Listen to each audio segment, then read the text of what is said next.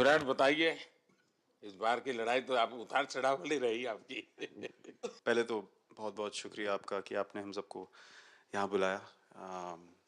और ये दिन मेरे लिए बहुत हमेशा मेरे जहन में रहेगा, क्योंकि ये पूरे टूर्नामेंट में मैं वो कंट्रीब्यूशन नहीं कर पाया जो मैं करना चाहता था। और एक समय पे मैंने राहुल भाई को भी बोला कि मैंने अपने आप को और टीम को दोनों को न्याय नहीं दिया अभी तक।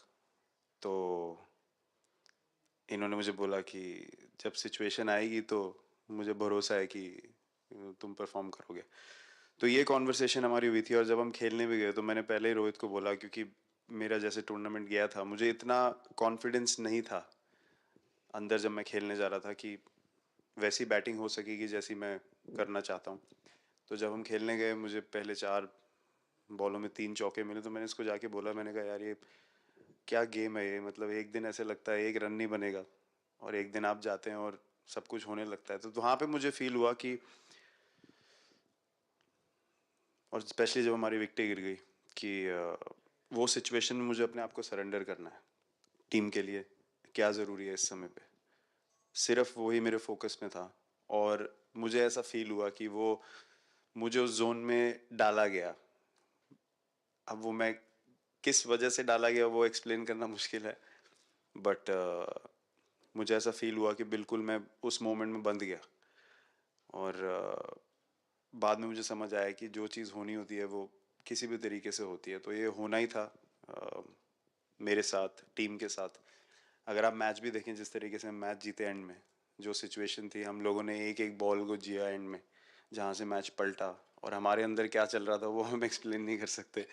एक एक बॉल में कि मैच यहाँ जा रहा है वहाँ जा रहा है। एक एक समय पे उम्मीद छूट चुकी थी, उसके बाद हार्दिक ने विकेट लिया, उसके बाद एक एक बॉल करके एक एक बॉल करके वो एनर्जी फिर बनी।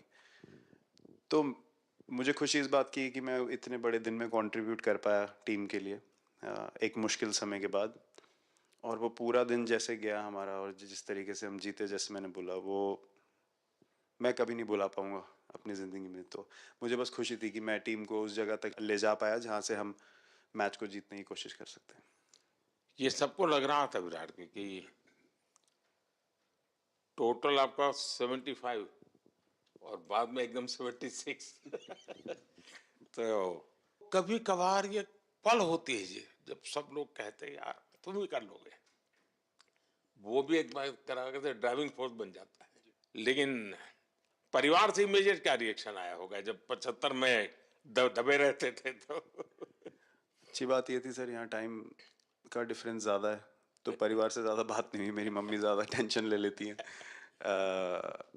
पर एक ही मतलब, जो भी मैं करने की कोशिश कर रहा था वो हो नहीं पा रहा था। तो मुझे यही लगा कि जब आप अपनी तरफ से इतनी और आपको ये लगता है कि मैं कर दूंगा, तो वो कहीं ना कहीं आपका अहंकार ऊपर आ जाता है, तो फिर खेल आपसे दूर चला जाता है।